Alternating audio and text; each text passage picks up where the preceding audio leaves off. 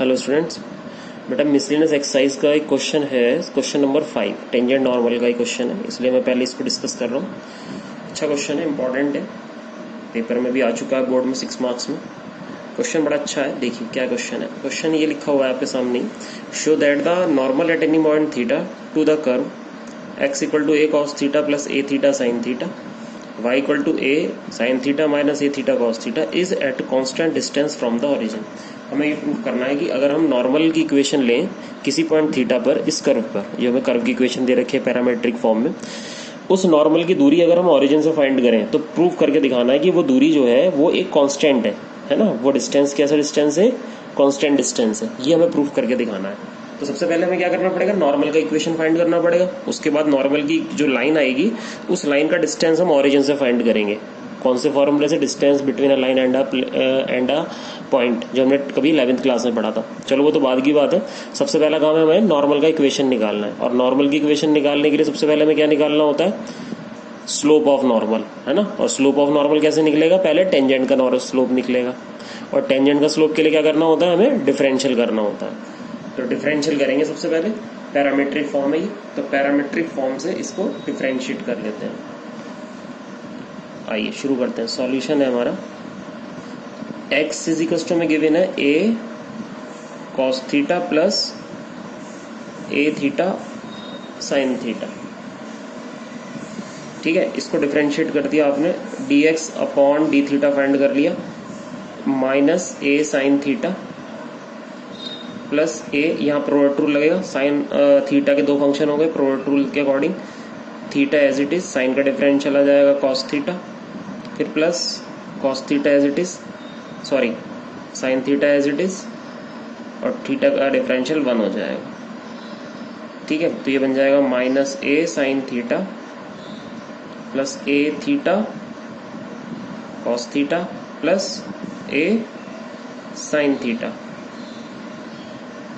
तो बेटा a sign theta से हमारा minus a sign theta cut गया, तो हमारे पास जो वैल्यू बची dx अपॉन डी थीटा की, वो बच गई ए थीटा कॉस थीटा। ये हमारी dx अपॉन डी थीटा की वैल्यू आ गई, ए थीटा कॉस थीटा। अब हमें क्या चाहिए? dy अपॉन डी थीटा चाहिए, तो dy अपॉन डी थीटा के लिए चलते हैं। तो dy अपॉन डी थीटा के लिए क्या करेंगे बेटा? dy अपॉन डी थीटा के लिए हमें फिर से y का फंक्शन लेना पड़ेगा। पहले y का फंक्शन हमारा कितना,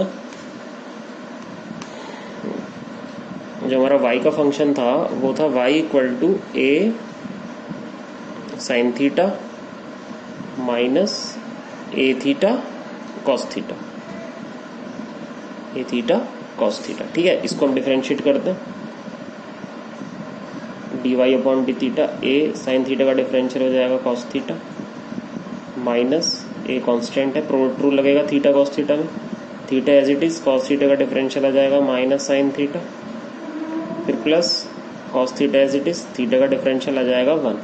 ठीक है,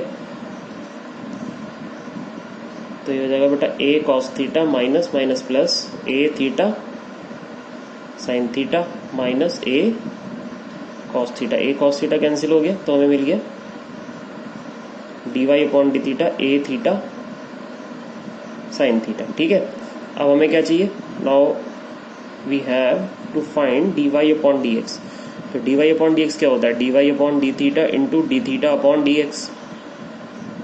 अब d y upon d theta की वैल्यू तो हमारे पास कितनी है, लिख देते हैं हम, d y d x is equals to, d y d theta की वैल्यू कितनी है? ए थीटा साइन थीटा, और d theta by d x का रेसिप्रोकल है, d theta by d x की वैल्यू हमने निकाली थी 1 upon a theta cos theta, 1 upon a theta cos theta. तो ए थीटा कैंसिल हो गया, तो d y upon d x की वैल्यू आ गई sin theta upon cos theta, या हम इसे टेन थीटा भी लिख सकते हैं। ठीक है, अब हमें चाहिए slope of normal, slope of normal, क्योंकि उसने थीटा पॉइंट पे बोला है तो थीटा की वैल्यू तो है नहीं, तो थीटा भी रखेंगे इसको ऐसी। स्लोप ऑफ नॉर्मल हो जाएगा -1 अपॉन स्लोप ऑफ टेंजेंट, यानी कि -1 upon sine theta upon cos theta. तो इससे मुझे स्लोप ऑफ नॉर्मल मिल जाएगा कितना? Cos theta upon sine theta. तो ये हमारा स्लोप ऑफ नॉर्मल आ गया। अब हमें क्या चाहिए, इक्वेशन ऑफ नॉर्मल चाहिए। Equation of normal at theta, formula क्या था, y माइनस y1। ठीक है, y1 में आप क्या रखोगे, जो आपकी y की वैल्यू थी। y की वैल्यू हमारी कितनी थी, y की वैल्यू हमारी थी a sin theta minus a theta cos theta. तो y की वैल्यू पुट कर देते हैं y1 की जगह। ये थी a sin theta minus minus plus a theta cos theta. ठीक है ना। पैरामीट्रिक फंक्शंस में x1 y1 की वैल्यू वही होती है जो x और y की वैल्यू हमें अलग से थीटा की टर्म में गिवन होती है, वही वैल्यू में x1 y1 में पुट करते हैं पैरामीट्रिक के लिए। ठीक है, यहाँ पर क्या आएगा, slope of normal. Slope of normal कितना है, minus cos theta upon sine theta into x minus x1। x1 की वैल्यू हमारे पास कितनी थी, x1 की वैल्यू हमारे पास थी जो हमें x की वैल्यू गिवन थी, वो थी हमें a cos theta plus a theta sign theta. तो यहाँ आ जाएगा a cos theta plus, T बाहर माइनस है तो माइनस हो जाएगा, minus a theta sign theta. ठीक है, चलिए अब क्या होगा, क्रॉस मल्टीप्लाई में ये इधर आ जाएगा बेटा और ये इनटू में अंदर चला जाएगा। तो ये आ जाएगा आपका sin theta into y minus a sin square theta plus a theta sign theta cos theta. इसके इंटू अंदर कर देंगे, minus x cos theta minus minus plus a cos square theta minus minus फिर से प्लस हो गया, a theta sign theta and cos theta. ठीक है, अब अगर मैं सारा मैटर वन साइड ले जाऊं तो ये वाली वैल्यू मैं सब इधर ले आता हूं उठा के। तो ये हो जाएगा x कॉस थीटा, पहले से कितना है y साइन थीटा माइनस पहले से कितना है इधर a साइन स्क्वायर थीटा, इधर से आ गया माइनस का a कॉस स्क्वायर थीटा, और ये a theta sign theta cos theta cut जाएंगे दोनों तरफ एक साइड लाके, तो ये मैं जीरो लिख देता हूँ, कट गया। ठीक है ना, ये वैल्यू इधर आके प्लस हो गई, ये वैल्यू इधर आके माइनस हो गई, ये वैल्यू इधर आके माइनस होगी, तो इसे कैंसिल कर देगी ये वैल्यू। तो अब हमारे पास आ गया x cos theta plus y sin theta minus a sin square theta plus cos square theta equal to 0। तो 1 होता है। तो हमारे पास फाइनली इक्वेशन ऑफ नॉर्मल जो आ गई वो आ गई x cos theta plus y sin theta minus a equal to 0। अब क्वेश्चन ये कह रहा है कि इस नॉर्मल की जो दूरी है वो ओरिजिन से कांस्टेंट प्रूव करो। ठीक है, तो बेटा एक फॉर्मूला था कभी हमारा 11th क्लास में, x1 y1 का डिस्टेंस अगर हम किसी straight line ax plus by plus c equal to 0 से फाइंड करते थे तो हम कैसे फॉर्मूला फाइंड लगाते थे, ये x1 y1 हम पुट कर देते थे।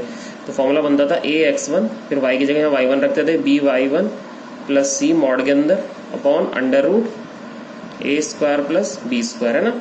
ये फॉर्मूला मैंने कभी 11th क्लास में हमने पढ़ा था कि किसी भी पॉइंट का किसी लाइन से डिस्टेंस हम इस फॉर्मूले से निकालते हैं। तो फिलहाल जो हमारे पास जो पॉइंट है वो तो ओरिजिन है 0 0, तो 0 0 का डिस्टेंस इस नॉर्मल से निकालना है। तो कैसे निकालेंगे, ये 0 0 यहाँ पुट कर देंगे x और y में, है ना। Distance is equals to 0 0 model के अंदर रखा है, x की जगह 0 0 हो गया, y की जगह 0 0 0 हो गया, केवल क्या बचेगा माइनस बचेगा, अपॉन में कितना आ जाएगा अंडर रूट x की कॉफिशिएंट का square cos square theta y की कॉफिशिएंट का स्क्वायर साइन स्क्वायर थीटा। तो फाइनली जो डिस्टेंस हमारा आ रहा है ये तो 1 हो गया ना, क्या बचा माइनस a का मॉड, और माइनस a का मॉड क्या बचेगा प्लस a क्या है constant, which is a constant. तो ये हमारा प्रूफ हो गया कि हमारा जो डिस्टेंस है वो कांस्टेंट है ना। उम्मीद है बात समझ में आ गई होगी आपको। ये फॉर्मूला लगाया है इसमें मैंने, जो कभी हमने 11th क्लास में पढ़ा था कि किसी पॉइंट का किसी स्ट्रेट लाइन से डिस्टेंस हम कैसे फाइंड करते हैं। तो x1 y1 को डायरेक्ट उठा के प्लेन की इक्वेशन में पुट कर देते थे हम लोग मॉड के अंदर, और डिवाइड किससे कर देते थे, x कॉफिशिएंट का square plus coefficient of y square under root के अंदर। वही काम मैंने यहाँ करा है। x1 y1 0 0 दे रखे हैं, तो यहाँ x और y की जगह 0 0 पुट कर दिया, तो ये पूरा 0 हो गया, मॉड के अंदर केवल माइनस a बचेगा, और अंडर रूट में x कॉफिशिएंट का स्क्वायर यानी कि cos square theta plus coefficient of y square यानी कि साइन स्क्वायर थीटा। तो ये तो 1 हो जाता है, दैट्स इट, कांस्टेंट आ गया। ठीक है, इंपॉर्टेंट क्वेश्चन है भाई, कर लेना इसको प्रिपेयर्ड। और बेटा इसके कुछ एनसीईआरटी के मैं बता देता हूँ आपको, और अच्छे से एग्जाम्पल है। एक तो एनसीईआरटी का बेटा मिसलेनियस का एग्जांपल 45 और मिसलेनियस का एग्जांपल 46, ये बहुत इंपॉर्टेंट एग्जांपल हैं दोनों, एग्जांपल 45 और एग्जांपल 46, इनको भी कर लीजिएगा बेटा, ठीक है। Okay, thank you.